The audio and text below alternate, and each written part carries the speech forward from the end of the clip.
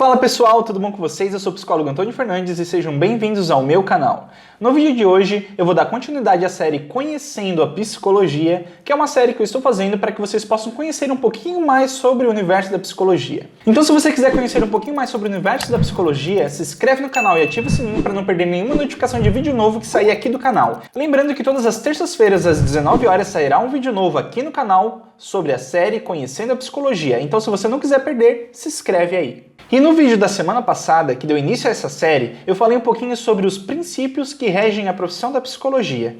E no vídeo de hoje, nós vamos adentrar dentro do Código de Ética no primeiro artigo, que vai falar sobre os deveres de todo profissional psicólogo. Então, se você quer saber quais são todos os deveres que o profissional psicólogo tem que ter ao atuar profissionalmente, fica até o final desse vídeo para não perder nada. Então, vamos ao que interessa.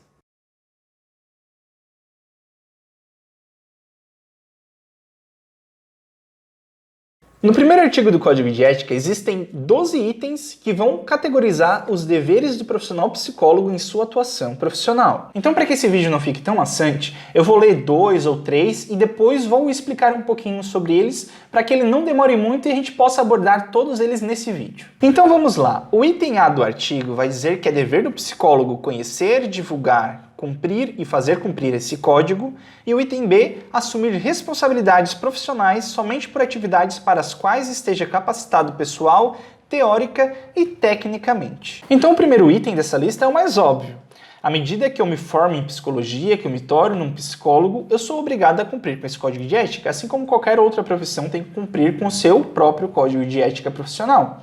À medida que eu tomo alguma atitude que seja ilegal ou que não conste ou que é orientado que eu não deva fazer, eu posso incorrer em um crime na minha profissão.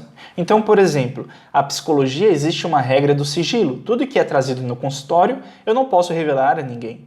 Então, à medida que eu revele isso para alguém, ele pode me denunciar para o Conselho Federal de Psicologia e eu posso perder o meu direito de exercer a profissão da psicologia por causa disso. E o item B desse artigo vai orientar o profissional psicólogo a justamente assumir somente aquelas atividades que ele for apto a exercer. Então veja, mesmo se formando em psicologia, a gente não sai da universidade apto a exercer todas as atividades que um profissional psicólogo pode exercer. Um exemplo disso são os testes psicológicos. Então, para que eu possa aplicar um teste psicológico, seja num paciente meu no consultório, seja no ambiente organizacional, no ambiente jurídico, no ambiente do esporte, eu tenho que estar apto a aplicar aquele teste. Tem muitos testes psicológicos que exigem do profissional psicólogo um curso para aplicar aquele tipo de teste. E para fazer uma avaliação psicológica também, a gente necessita fazer uma especialização em avaliação psicológica. Então, se eu não sou apto a fazer uma avaliação psicológica, eu não posso simplesmente chamar uma pessoa no meu consultório e fazer uma avaliação psicológica,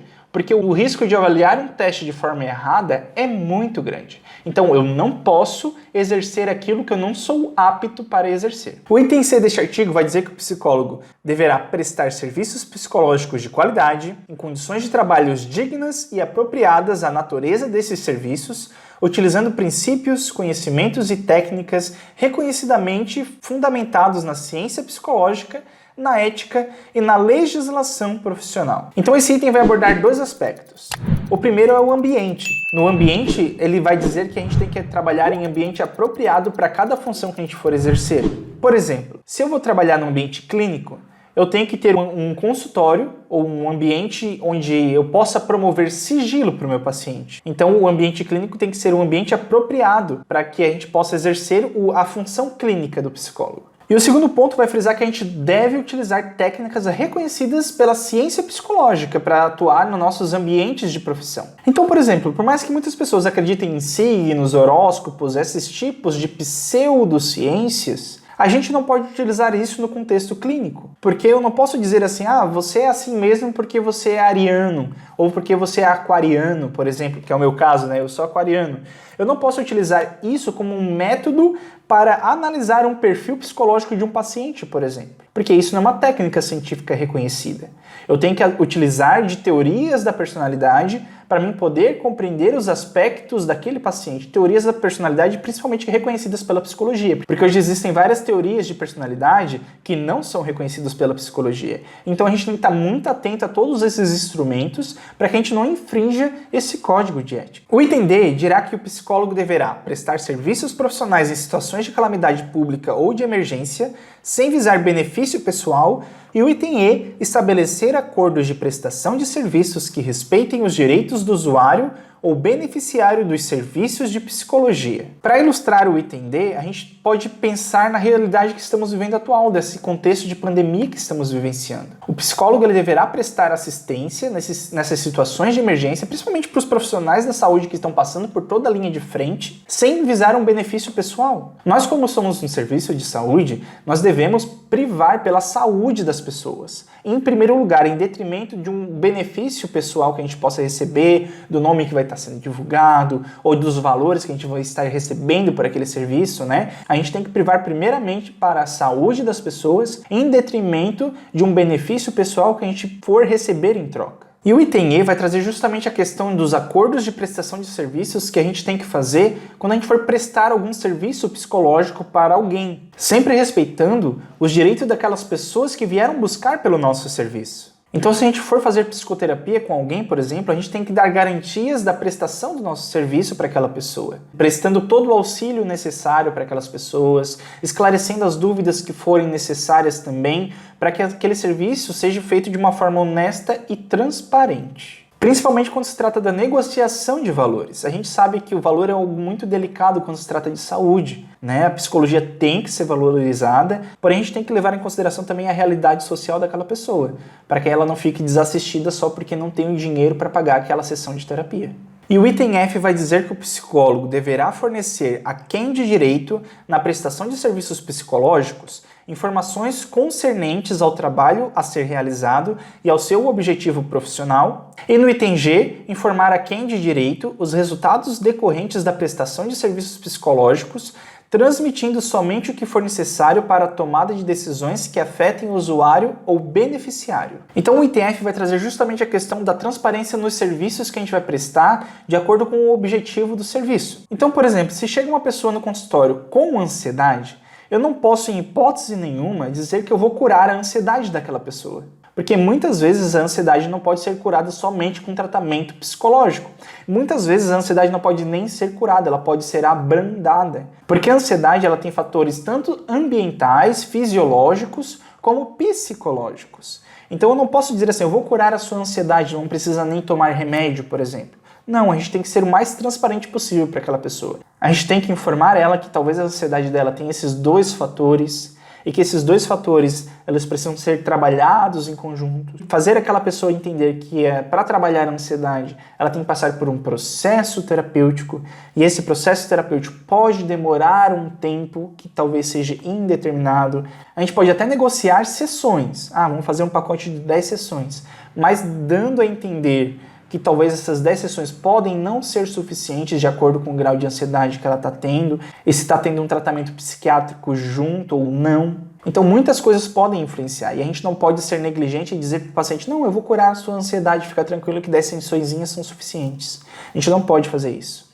E principalmente ser transparente com relação a valores, né? Os valores são algo muito importante no processo terapêutico. Porque a pessoa vai ter que se programar financeiramente para talvez estar entrando ou não no processo terapêutico. Ela tem que levar esse fator em consideração. E também ela ser transparente com o psicólogo para dizer assim, eu não tenho condições, podemos negociar diferente. E aí a gente vai entrar numa negociação de uma forma mais transparente para que ambas as partes possam se ajudar nesse processo. E o item G traz uma questão muito delicada, que é informar para quem contratar o nosso serviço os resultados do nosso serviço prestado. Então, no ambiente clínico, é mais tranquilo, porque a gente vai estar tratando diretamente com o cliente, o processo terapêutico dele, e a gente vai estar dando os feedbacks necessários. Então, se a gente aplicar um teste psicológico, a gente vai estar trazendo os resultados para ele, a gente vai estar mostrando, o seu teste trouxe esses resultados, acho que a gente pode trabalhar ou ir por esse caminho ou por esse, através desses resultados encontrados. Mas, se é uma empresa que nos contrata, por exemplo, para fazer recrutamento e seleção, e a gente vai aplicar testes psicológicos nos possíveis candidatos, quando a gente for trazer os resultados para os donos da empresa, a gente não vai poder trazer os resultados dos testes em si. A gente vai trazer em âmbitos gerais se aquela pessoa foi apta ou não para a função. A gente não vai poder trazer detalhes do que ocorreu, nem tudo que a pessoa falou, porque aquilo é sigiloso daquela pessoa. Se a pessoa quiser o resultado do teste dela, a gente tem o dever de dar. Porém, para a empresa contratada, a gente só pode trazer um âmbito geral se aquela pessoa está apta ou não para exercer a vaga daquela função naquela empresa. O item H vai dizer que o psicólogo deverá orientar a quem de direito sobre os encaminhamentos apropriados, a partir da prestação de serviços psicológicos, e fornecer, sempre que solicitado, os documentos pertinentes ao bom termo do trabalho. Então, caso eu precise encaminhar algum paciente meu para algum outro profissional psicólogo por algum motivo pessoal, por exemplo, eu vou me mudar de cidade, e aí eu não vou conseguir mais atender esse paciente, eu preciso encaminhar para algum outro profissional psicólogo para esse paciente não ficar desamparado, eu preciso passar todas as informações para que esse psicólogo possa continuar o tratamento. Então, qualquer dúvida que esse profissional tiver, eu vou ter que estar passando para ele, eu vou ter que estar dizendo, esse paciente tem esse detalhe, ele tem que agir dessa forma com ele está passando por essas situações, para que a pessoa possa seguir o processo que já está acontecendo e que não precise voltar desde o início do processo terapêutico e aquele paciente perder todo aquele processo que já estava acontecendo com ele. E em caso de equipes multidisciplinares, vai valer o mesmo ponto do G, vou ter que passar somente as informações necessárias, sem trazer aspectos pessoais daquele paciente, para que a equipe possa ter oportunidade de agir com aquele paciente de acordo com as informações que eu trouxer. Então a diferença é que no encaminhamento para um outro profissional psicólogo eu posso abrir mais detalhes sobre aquele paciente, claro, com a autorização prévia do paciente, pode passar, já para adiantar o processo e tudo mais. E no caso de equipe multidisciplinares, eu vou trazer só as informações pertinentes, que vai corroborar com a função dela, para que ela possa dar continuidade no trabalho, porém eu não posso trazer detalhes que eu poderia trazer para um outro profissional psicólogo. O item I vai dizer que o psicólogo deverá zelar para que a comercialização, aquisição, doação, empréstimo, guarda e forma de divulgação do material privativo do psicólogo sejam feitas conforme os princípios deste código. Esse item trata-se principalmente dos testes psicológicos. Inclusive surgiu uma polêmica recente em que o STF autorizou que a comercialização desses testes sejam feitas para qualquer pessoa e não somente para psicólogo. O que pode surgir muitas complicações, mas eu vou abordar isso num outro vídeo. Mas aqui eu vou se ater justamente a essa questão, que a gente tem que ter um sigilo, um cuidado sobre a aquisição dos materiais, com cuidado de não estar compartilhando com pessoas que não sejam autorizadas a utilizar esses materiais, sobre a prerrogativa de talvez eu ser punido por isso. É muito sério. Quando se trata de um teste psicológico, eu não posso sair vendendo para pessoas que não sejam capacitadas para utilizar aquele teste. Inclusive, eu teria que ter um registro para poder comprar esse teste. O que hoje, nessa questão do STF, não está sendo mais regulamentada nesse sentido, porque o STF aboliu esse tipo de prerrogativa. As implicações disso eu vou trazer em um outro vídeo para que vocês possam compreender melhor. Mas é muito séria essa questão. Os testes psicológicos, em específico, deveriam ser somente vendidos para psicólogos autorizados. E o item J diz que o psicólogo deverá ter para com o trabalho dos psicólogos e de outros profissionais respeito, consideração e solidariedade e, quando solicitado, colaborar com estes, salvo impedimento por motivo relevante. Então esse ponto traz uma questão muito interessante, que é a colaboração entre profissionais da psicologia. Pode ser que em algum momento eu atenda um paciente que eu tenha dificuldade de lidar com o caso dele. E aí, nesse caso, eu tenho que buscar a ajuda de um outro profissional psicólogo para me auxiliar em que caminhos eu posso seguir com aquele paciente para que meu caso não fique empacado.